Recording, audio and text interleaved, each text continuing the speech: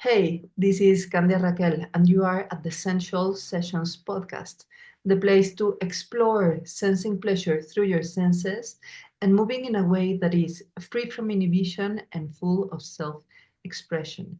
Make sure to get these episodes delivered on your inbox weekly, going to my website and subscribing. It's Candia Raquel, my name, com www.candiaraqul.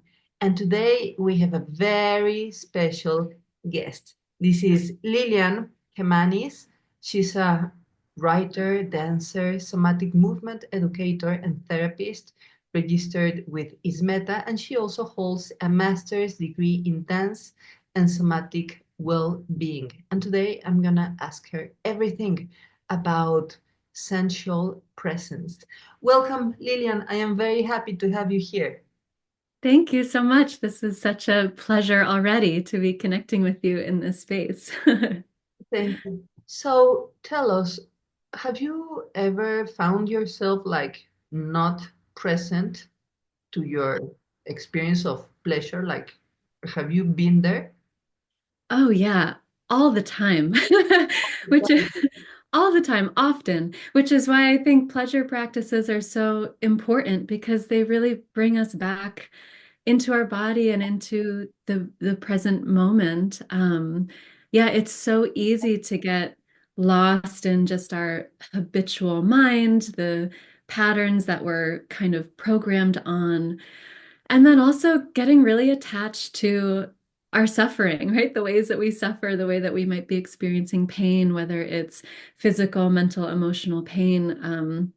To get kind of hooked onto that program. And so to shift into what I would say is actually maybe an even more true experience of coming into the present moment and orienting to what feels good can really bring us into a deeper lived experience in our bodies and also in connection with the world around us.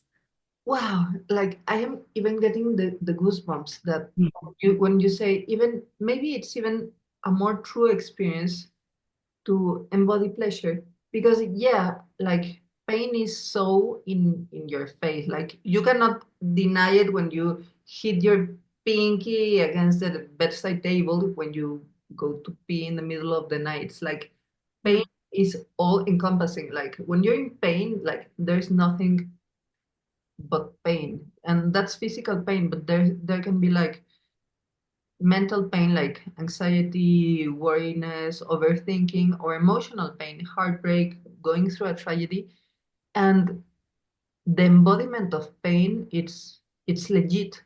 So the problem is that we can get solidified, stuck, and ingrained in the experience of pain, believing that that's all there is. Like this is like, oh no, this is a bad day, it's cloudy, politics are horrible, the world is on fire, and it's always gonna be like that, and it's not gonna change. And that itself creates like a fixation, like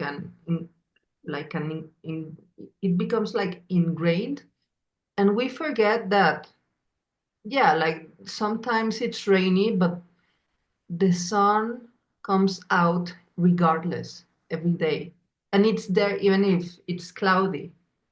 Yeah. So so like wow, like wow, pleasure can brings bring us back to that perspective, like, but in order to get to the more luminous side of life, to the like creative perspective of life, we have to become present.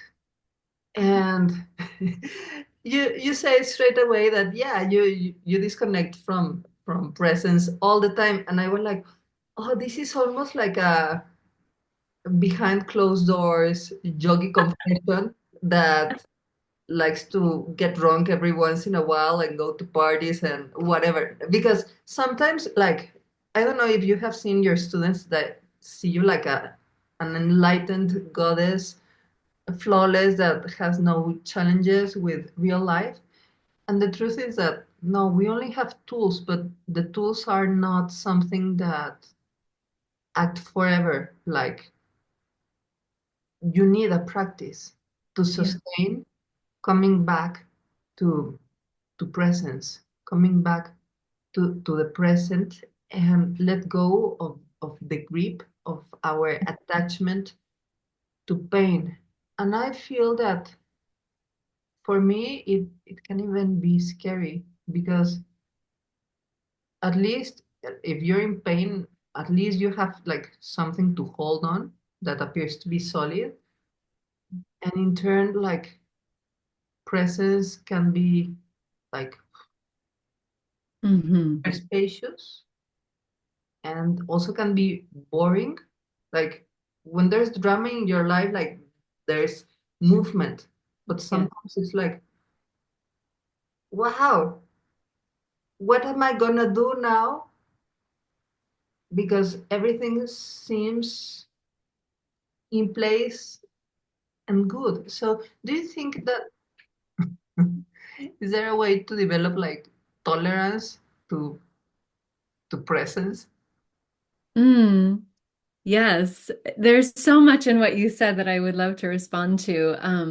But I love that you're giving me a door to walk through in terms of tolerance. The word that comes to my mind is capacity, right? Our to sort of grow our capacity to be with what is.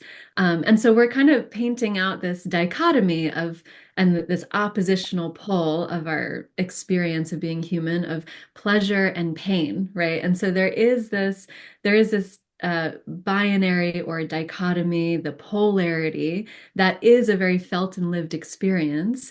And also there is I'd say again like a deeper truth that is holding the space for the opposition, that there is room for the pleasure and the pain. And so what you're speaking to of how we get attached to our pain, the illusion is that we start to identify with it, right? There's, like you're saying, there's some kind of certainty, like, oh, I know what this is, or I've created my own self-perception around this pain that I'm experiencing. And so it becomes a really like myopic and small view, right? It's kind of becomes like the only thing that we're experiencing, the only thing that we know. And then, so to shift into its opposite, right, which I would say is a beautiful practice, with anything that we might be experiencing that's causing us suffering, is to feel into what it is, right? So you're feeling into the pain, and you're like identifying, okay, this is how it feels in my body, this is how it feels in my heart, my spirit, my mind.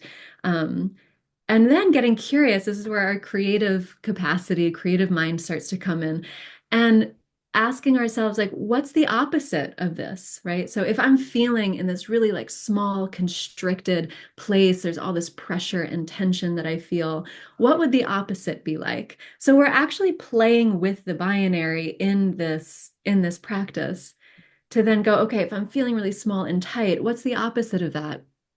Okay, maybe it's softening, expanding, extending, right? So coming into a sensory and perceptual experience that embodies the opposite of the pain. And so now you're kind of opening up your view of what else is possible, right? I think this is so much of what somatic work is about, and also centering presence and awareness and expanding our consciousness. Um, because what we're wanting, whether we know it or not, are other options, right? Other options of ways to experience ourselves and our lives. And so if we're really fixated or identifying with pain, there's a doorway, right? There's a doorway through practicing the opposite and maybe finding what feels good, what feels pleasurable. And then I'd say, even what happens after that is now you've got these two binary experiences, and you say both are true, right? Like both are true. I am experiencing pain, and I'm experiencing pleasure, and they're happening at the same time. And they might be happening in different ways. There's maybe different textures and flavors of these two experiences, but they're happening at the same time. So to circle back to this question of tolerance and growing capacity, I'd say that is the capacity that we start to grow our sense of spaciousness, within our bodies, within our consciousness, to hold the both and, right? The truth of it all, right? That life is suffering and pain, and also there's love, joy, ecstasy, and then there's also um like nothingness too in there. There's everything in between. And it's in that space when I can practice enough and tap into that space myself, I find that that's really what brings me into my creativity as a conscious human being. Like all of a sudden, I'm like, whoa, I have choice. The way that I direct my energy and my attention, I can sort of play with what is given to me, play with yeah, what's inside and what's outside of me, and start to, yeah, exercise this really wonderful and terrifying sovereignty that we all have, which is our choice. Wow, we can exercise our sovereignty, and we are, even though we may not be aware. And there's something so relieving in what you've just said, because, like, okay, life is suffering and pain, and it's also joy and pleasure, and it's also everything in between. And then I realized that a clear cause of suffering, at least for me, is trying to get back to pleasure. And that striving and hustling only pushes pleasure away, because pleasure is super rebellious and no one doesn't want to be like conditioned nor be the outcome of a transaction or whatever. Pleasure like emerges and in crazy ways sometimes, Mm, even rapturous, and other times it's so gentle and soft. And like, yeah, we can also grab into the striving of hedonism. Like, we can hold on to pain in the same way that we can hold on to wanting more pleasure, which is practicing the habit of lack and scarcity. So it's like, oh no, it's a trap. Like, I want to heal, I want to feel better, and then I am only practicing how to heal and to get better instead of the state of well-being. And in turn, when you like allow the spaciousness inherent in presence, mm, then you have like a container to behold the contradiction of it all. Like, okay, there's pain, can be a lot of pain, but like, okay, I have no pain breathing. So like, maybe maybe I can realize that even though I'm having a terrible time, like, oh, breathing can be exquisite. mm, And in the same time, like, okay, like, I am riding the heights of a new love, and everything is like unicorns, and I have the pink colored glasses, and my hormones are like top, and I am super juicy and horny and creative and inspired and everything. But then global politics are also going on, and there is people suffering in the world, and like, I don't know, a caterpillar just got squished by a truck, and it's like, oh no, I need a perfect. There can also be like the grasping into the perfectness of an ideal state, mhm, and the fear of not having it polluted with reality, mm, which, like, there are a lot of traps that become automatically dismantled with the spaciousness of presence, like in choosing to behold the state of being undone, in a way. Like, okay, there are many pending things, like saving the world, and I don't know, answering emails, and I have a conflict with my aunt, and I don't know, the fridge I need to fix. and at the same time, like almost as if the molecules between the, I don't know, the flesh were throwing flowers and perfume, like, oh, there is so much wonder at, at, Mm, at the same time. And it's like, okay, both experiences are truth, and they have many like shades where they even intertwine, and like that's that's part of life. And when we become like we have this space of presence, then we can become curious. And now curious had always for me a quality of childish playfulness and innocence. And normally, in contrast, I think that choosing and making up your mind and deciding is an adult matter. And now, like, I confess that in this very moment, I am realizing that it's not. Like, we've been choosing since we were little kids. Like, actually, it was a more sincere choosing. Like, I like this, I don't like this. I yeah, like this classmate, and the other one, it's like, I don't. yeah, I like this piece of food, and if you didn't like the banana, you spit it out in the face of your mother, like you didn't care. So it was like a more embodied choosing, and I feel it's so important to recover like this embodied sovereignty mm, to navigate like the contra to navigate to behold and then to be able to navigate the contradictions of life. Yeah. yeah.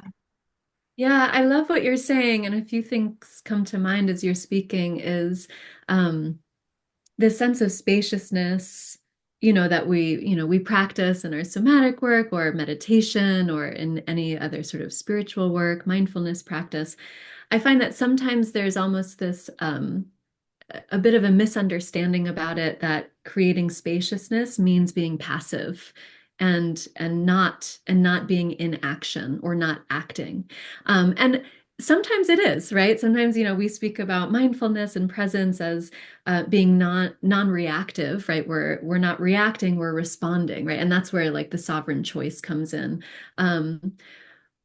But I would say that something that I've been exploring for myself in my life and my work is like, oh, how can I maintain this sense of spaciousness and conscious awareness while I'm in motion and moving? And I'd say the first sort of thread where I started to learn this was through dance, right? Bringing a lot of presence and mindfulness as I'm moving my body and dancing, right? I'm making choices as I'm moving.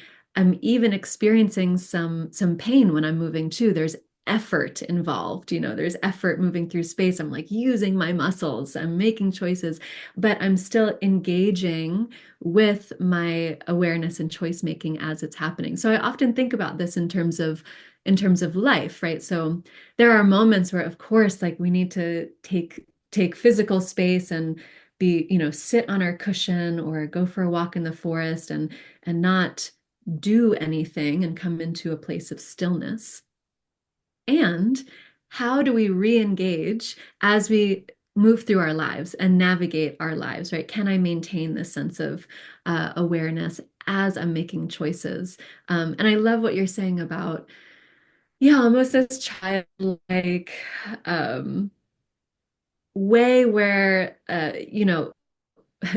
before we got conditioned with all of these beliefs or societal systems and before our thinking mind was really super developed or socialized, right, that we were just making choices based off of our senses, our sensory experience. I like this, I don't like this.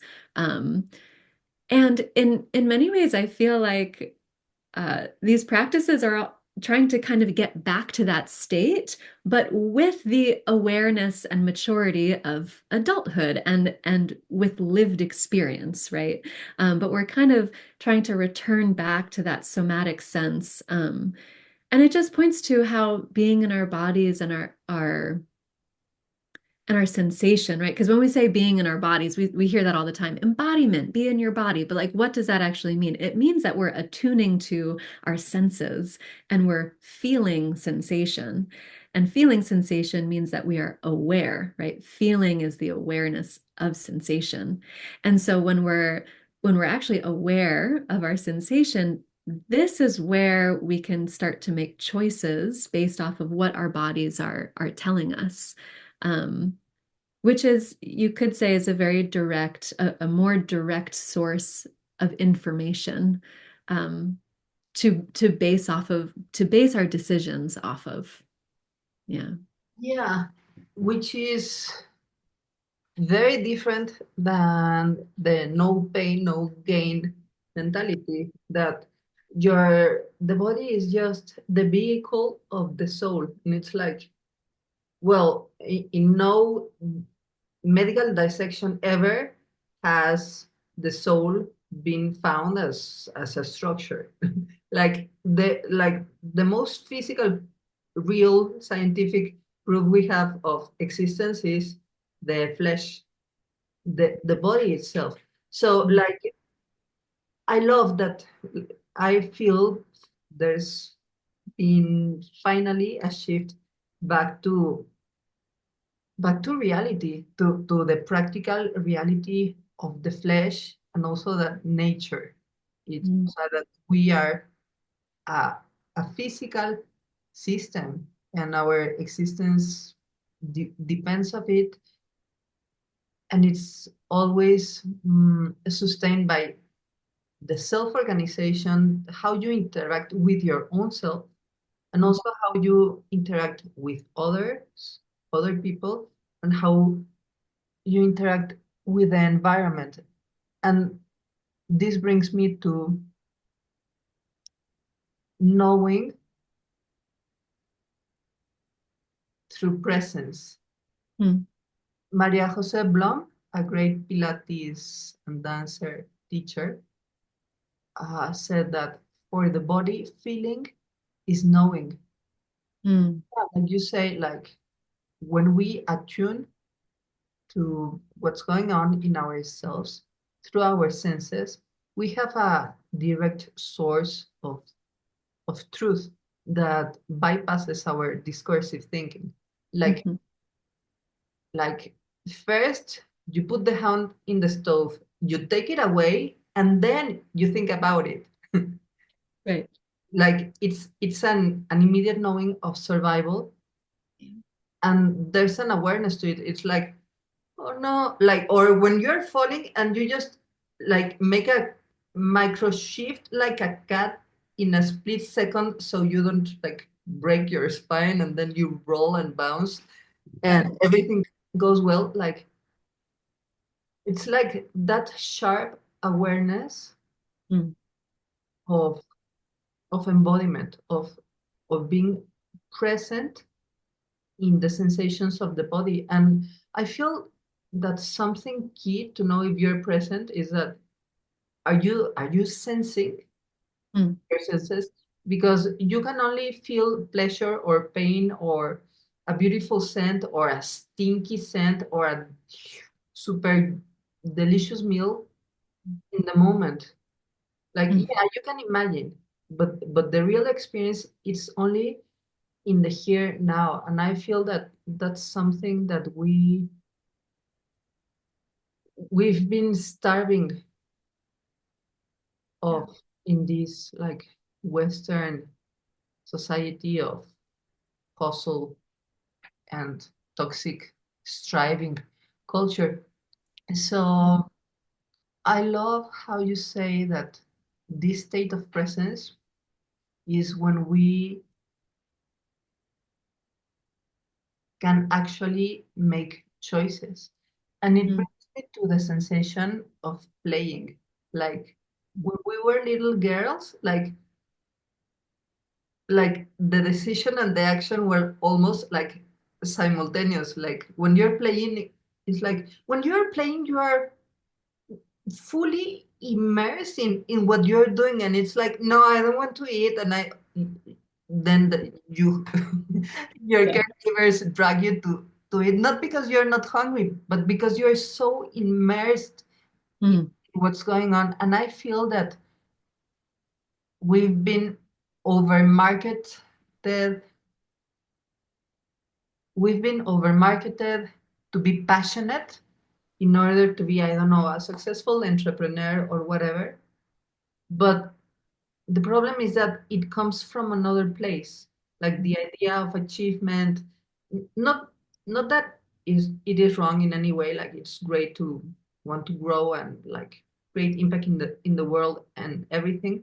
But I think the problem is where it is sourced as passion as a concept rather than this like very sincere experience in the body of like, wow, like I am like really involved in the puzzle, or I don't know, playing football or whatever, which brings me to the question of how you do it, how you make it happen. Because for me, Mm. if I have to do something, it almost automatically cancels the pleasure of it. Even though if I want, like, oh, I want to send emails to the guests of the podcast. But if I hear like in my mind that I have to do it, I do it because I am a responsible person. But then like it doesn't feel the same. And I have an example Yeah. where- of a success story of someone who can do it, which is Messi, the great football player. That I mean, he plays football as a god professionally. And there are things that he does that are like, wow, like really biomechanic awareness, Buddha level awareness feats of organization and the space, and like he's not looking but already felt the person, and like he does things that I feel you can only do in the state of presence, but Mm. not only like stoic presence, like I am the warrior and I am here, but with the passionate presence of a child that has just discovered that snails live inside their own house. Like it's like that level of awe and involvement, Yeah. and the key thing here is the experience of pleasure in the feet. So how do you get to that? Like I get to that state when it happens spontaneously, but Mm. it, I cannot do it if I have to fabricate it. And Mm. I don't know how Messi does it, but he Yeah. gets paid well for doing it. And the thing is, well, maybe you don't know the answer, and then we can just share curiosities. What do you Yeah. think about? I mean, I have so many ways I could sort of yeah, hop on board with what you're saying. The first thing that comes to my mind is the concept and the practice of beginner's mind, which is from the Zen tradition. Beginner's mind, which is essentially the practice of suspending uh, our conceptual mind and what we have learned, what we, think we know through our habitual mind, our conceptual mind, and practice seeing things and being with things just as they are. And almost the way that I practice this is by almost pretending that I'm a child again, that this is the first time, right? So I have this beautiful little cup here See, and tell me. yeah, Well, I got this in Mexico when I was there recently. It's a beautiful little cup. it So, looks familiar somehow. yeah, yeah, does it? Does it? Yeah, Yeah. I can relate to its expression. Yeah, so you can practice beginner's mind by even just taking an object or using your immediate surroundings and coming into your senses and sort of seeing things stripped down, right, as they are. So noticing things like, let's say if we're using this cup, for example, pretending that I'm seeing this cup for the very first time. And actually that I don't even know that it's a cup. Cup means nothing to me. I don't know that it holds water. It has no sense of function, but I'm just looking at it from a direct experience. What's the texture? What is this shape? What is this color that I see? How does it move, right? So right now there is liquid in this cup, but here, let me take something else. So let's say I have this like eye drop thing. Then, then I can play with it. Like how does it move? Can it balance? Does it, what happens when I toss it in the air? What if I place it on my head, right? What happens now if it's on my head or under my armpit? What if I hold it here and move around my room? How does my body change? Right? So we're playing with things as if we've never seen them before. And for me, I mean, it's very playful, almost imagining that you are an infant, a child. And I'll often take people into this experience through somatic movement. During the pandemic, we were doing a lot of practicing over Zoom, and I still use Zoom as a way to connect with others. But often during that time, we were in the same room that you're in your bedroom, you're in your apartment, you're in your house, we're locked down, you're not going outside. And the practice really is to be in your space and see if you can notice things you've never noticed before. So it's a way of lifting the veil and coming out of that habitual mindset and noticing not just through your eyes, but through your other senses, right? What do you hear? What do you smell? Maybe go on a scent journey, like follow your nose as if you were a dog. Go smell the corner of your room. Have you ever smelled that specific corner of your room? Or maybe the light is coming in a certain way and you see the dust, making some sort of pattern in the sky. Um, so coming into that direct sensory experience is a way that I've practiced beginner's mind. Um, and there was another thread there. Okay, this is totally kind of a different way I can approach this inquiry around play and being interested. Is also, I've been exploring a lot of parts work, founded in internal family systems. I've been utilizing some of these concepts and practices in my somatic work as well. Um, I find that it's helpful to start to get to know the parts of ourselves that are resisting, or maybe the part of ourself that like wants to strive to achieve, or wants to be perfect, or and just really getting to know these parts, both in terms of how you're sensing them in your body, right? So like when I'm in this state where I'm like, I have to write these emails, and if I don't write these emails, then I won't, you know, get this job, or I won't have any opportunities, and then I won't get any money and I'll be broken, right? So we go into these, fearful places of scarcity.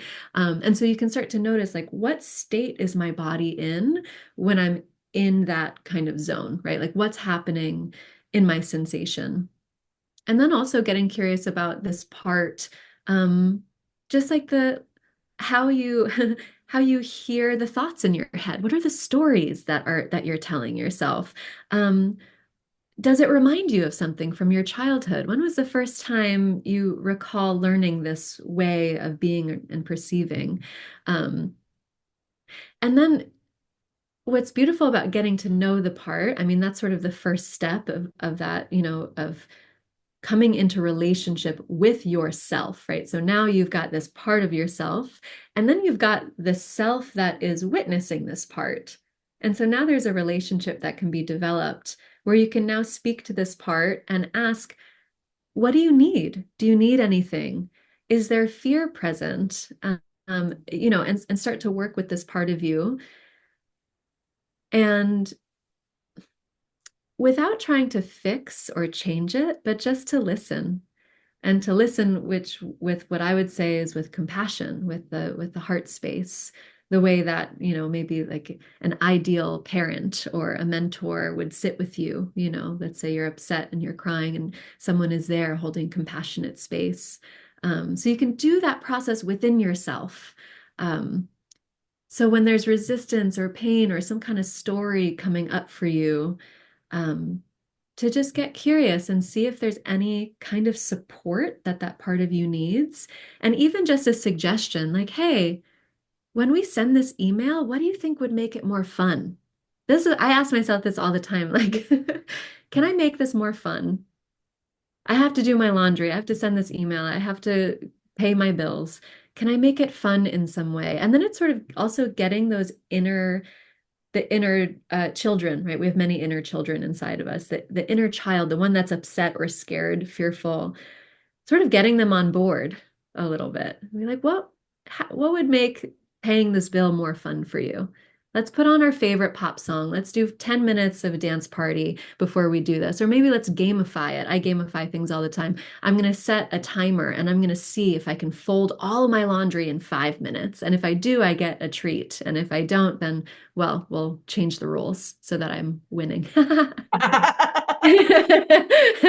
So anyway, that was a lot, but those are sort of different ways that I approach in engaging, trying to engage more with this playful curiosity to make things a little bit more easy and coming into that sense of presence. Yeah, coming to a sense of presence. Wow, like I have like a lot of flowers being sprinkled in the space wonderfully. And there's a lot of things that come to mind, both as practicing the beginner's mindset as a child and also inquiring about the different parts of you that are expressing themselves in a given moment. So about the playfulness and the beingness in the moment as a child, um, a photo shoot of Marilyn Monroe came to mind where she was like in the garden and she was like sort of modeling positions of exercises with some weights in the hand, and then she was doing like a rollover. But there's a very lively and full of dreaming energy in that was captured in those pictures. And now I get it, like she was playing, like, oh yeah, like supposedly I have to be doing exercise and she's doing the jackknife in Pilates or the candle in yoga where you're on your back and with the legs long to the ceiling and hips up, like kind of challenging. And she's looking at the camera and smiling, but she was doing like the jackknife candle position, whatever, just like a kid does it. And Yeah. like, okay, so playfulness, it's not a matter of the past. It's a matter of being an animal. Like not only cubs fight, also, well, like grown-up lions fight in like they mean it. Yeah. But it's the same quality of beingness in the moment. So it's like, and I think that's a good example of little lions playing as they are fighting. And those are the same skills that they bring into a real fight or when they are hunting.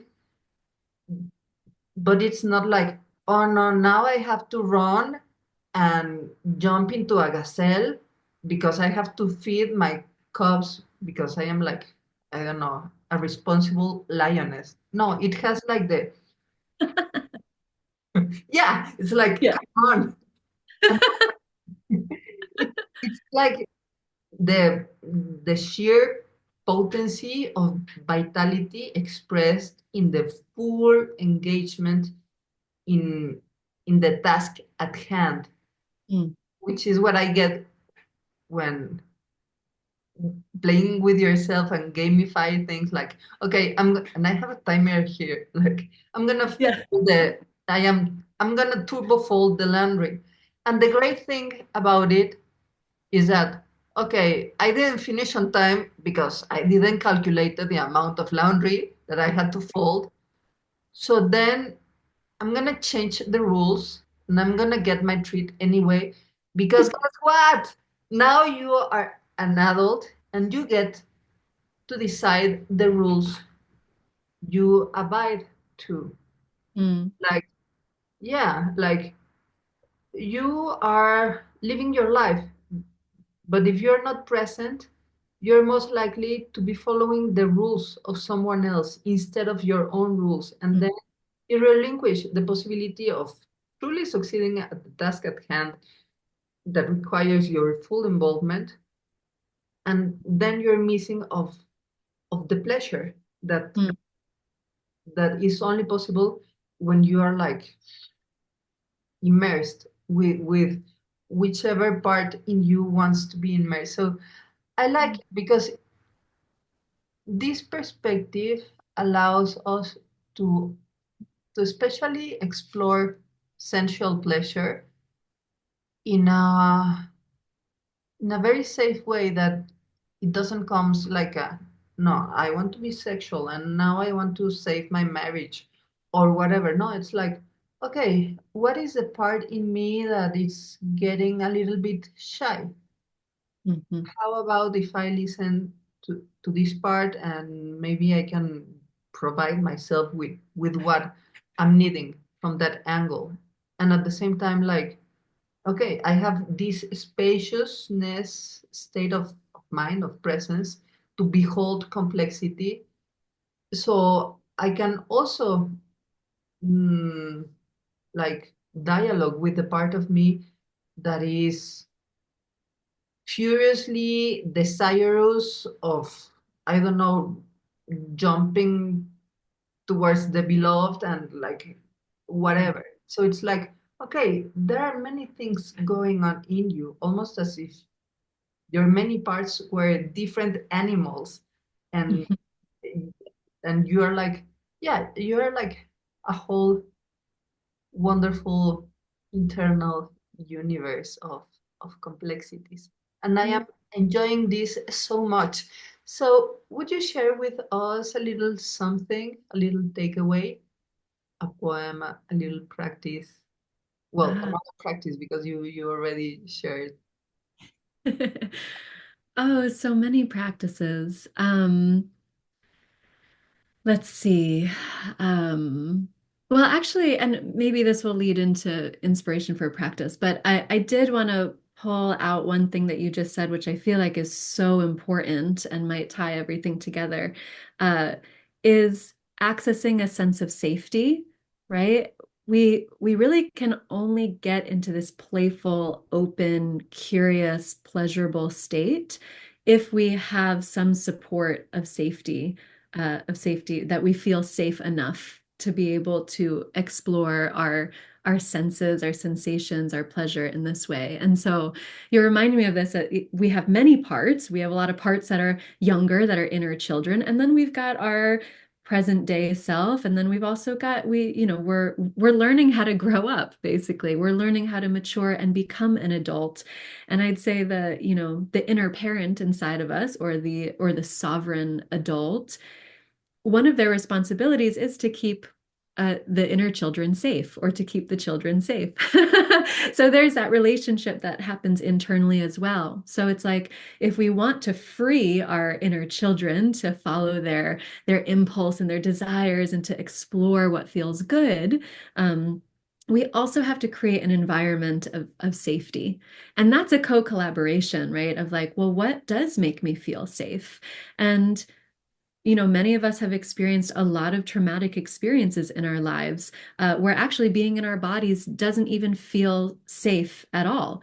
And even just the concept of following our sensation doesn't feel safe, or doesn't make any sense to us, because we don't perceive our bodies um, as a place of knowing, or even that we can trust our bodies. So I'd say going really slow with this process of developing, one, the presence within our bodies, and then also, we were talking about orienting to pleasure, but even maybe first, as a first step, is orienting to safety, right? Like, safety and support. What makes me feel supported and safe enough to even be in my body? And sometimes that safety and support can be internally resourced, right? And a practice that you can do is even just dropping that inquiry, right? If you close your eyes, you drop your awareness into your sensing, feeling body and just ask your body, like, what do you need to feel safe?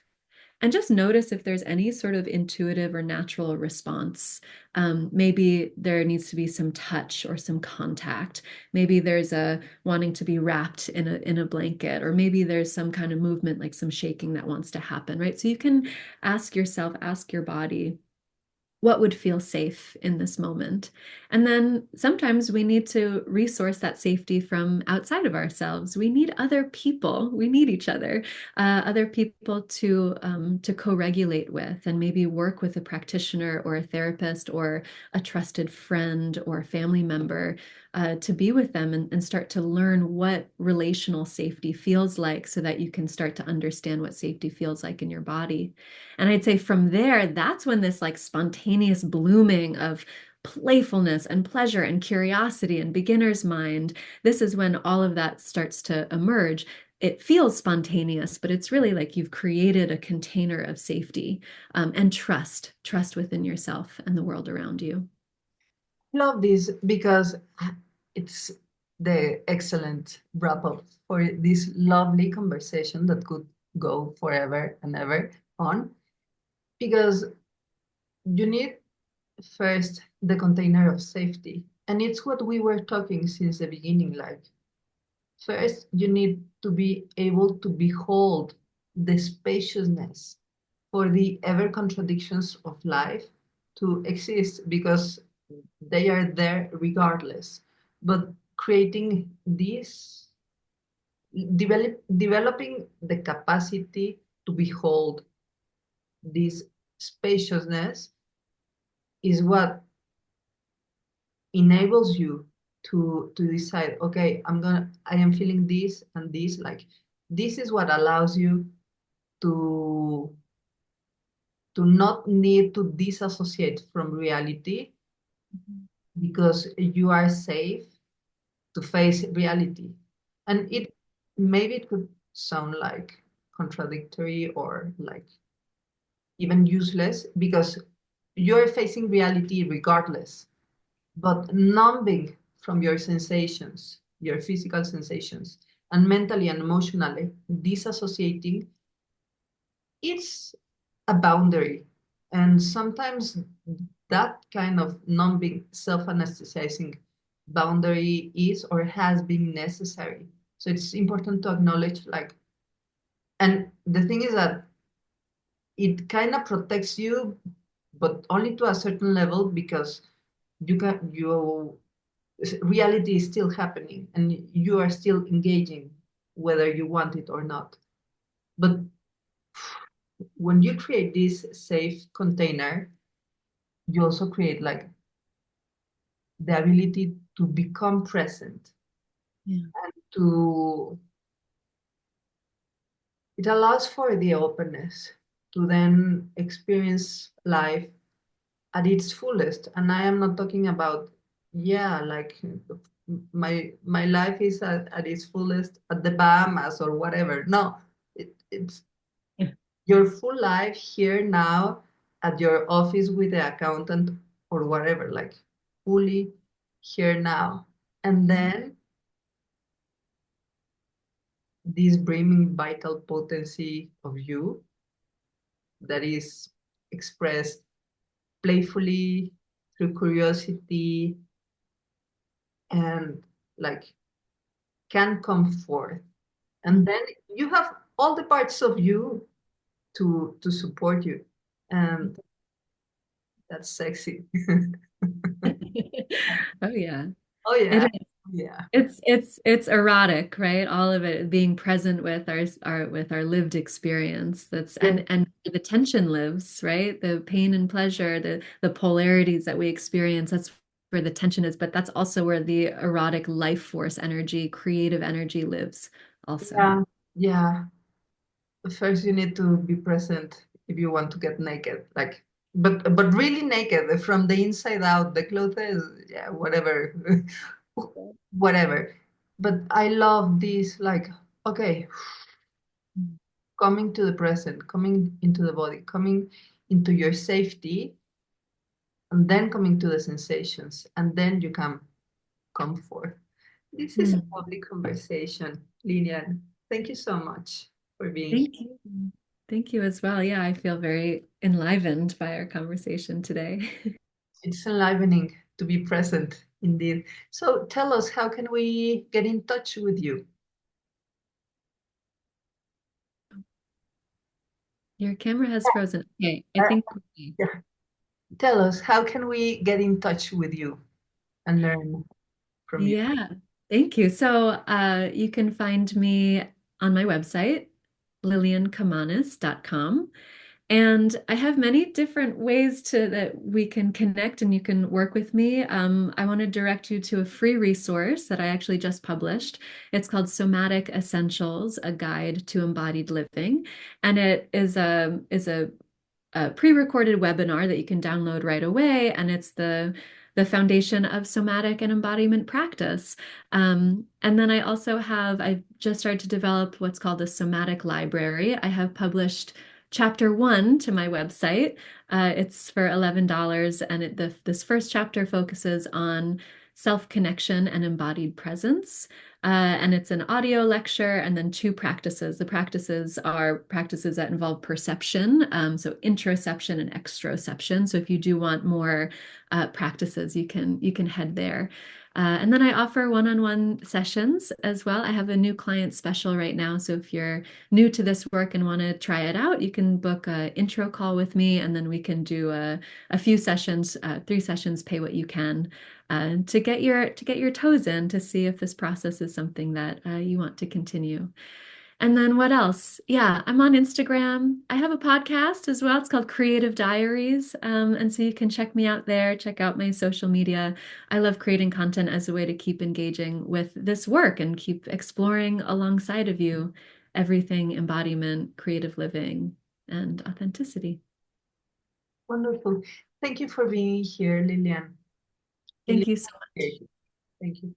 And thank you, Sensualist, for being in this wonderful episode on sensual presence with Lillian. So go follow her on Instagram at Lillian Kemanis and visit her website, also lilliankemanis.com, and book your one-on-one session with her. Get the somatic library to get self-connected, and most importantly, grab the free Somatic Essentials Guide to Embodied Living. It's free. It's a free webinar, so don't miss on that.